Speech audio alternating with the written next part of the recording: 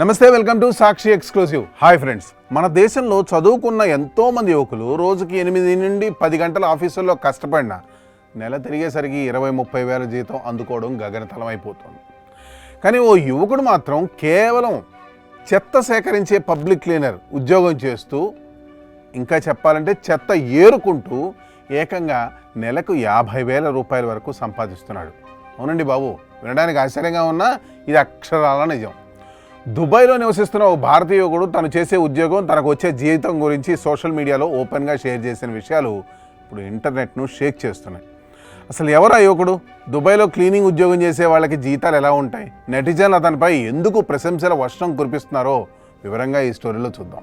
ఈ కథ అంతా దుబాయ్లో వ్లాగ్స్ చేసే ఒక పాపులర్ కంటెంట్ క్రియేటర్ చేసిన ఒక షార్ట్ వీడియోతో వెలుగులోకి వచ్చింది. ఆ వ్లాగర్ దుబాయ్ రోడ్లపై చెత్త సేకరిస్తూ రోడ్లను క్లీన్ చేస్తూ నీలిరంగు యూనిఫామ్లో ఉన్న ఒక భారతీయ యువకుడిని కూడా పలకరించాడు. ఆ యువకుడి పేరు గుర్ప్రీత్. మన పంజాబ్ రాష్ట్రానికి చెందిన వ్యక్తి. చాలా సాధారణ కుటుంబం నుండి పొట్టకూటి కోసం దుబాయ్ వలస వెళ్ళాడు. బ్లాగర్ అతని దగ్గరికి వెళ్ళి చాలా క్యాజువల్గా, బ్రదర్, దుబాయ్లో ఈ మున్సిపల్ క్లీనర్ లేదా గార్బేజ్ కలెక్టర్ ఉద్యోగానికి నెలకి ఎంత జీతం వస్తుంది అని అడిగాడు. దానికి గుర్ప్రీత్ ఏమాత్రం సంకోచించకుండా, మొహమాట పడకుండా నవ్వుతూ చెప్పిన సమాధానం అందరినీ ఆలోచనలో పడేసింది.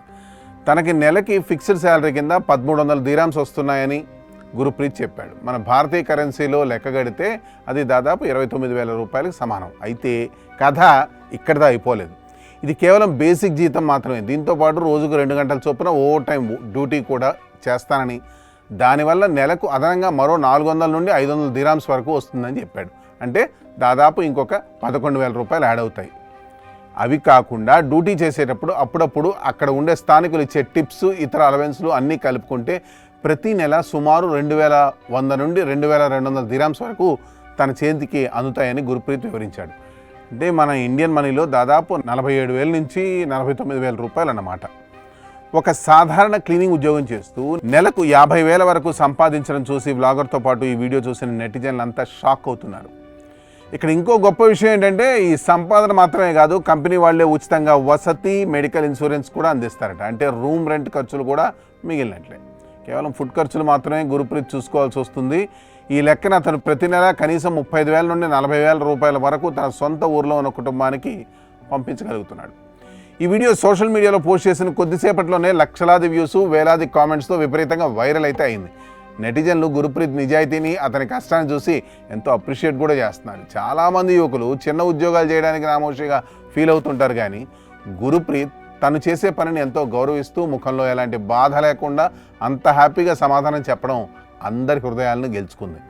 ఒక నెటిజన్ కామెంట్ చేస్తూ, కష్టపడి పనిచేయడంలో ఎలాంటి సిగ్గు లేదు బ్రదర్, నీ నిజాయితీకి నువ్వు జీవితంలో చాలా పైకి ఎదుగుతావు అని రాసుకొచ్చాడు. ఇంకొకరైతే, మన దేశంలో చదువుకున్న ఎందరో ఇంజనీర్ల కంటే నువ్వే ఎక్కువ సంపాదిస్తున్నావు, నీ కష్టానికి సెల్యూట్ అంటూ ప్రశంసించారు.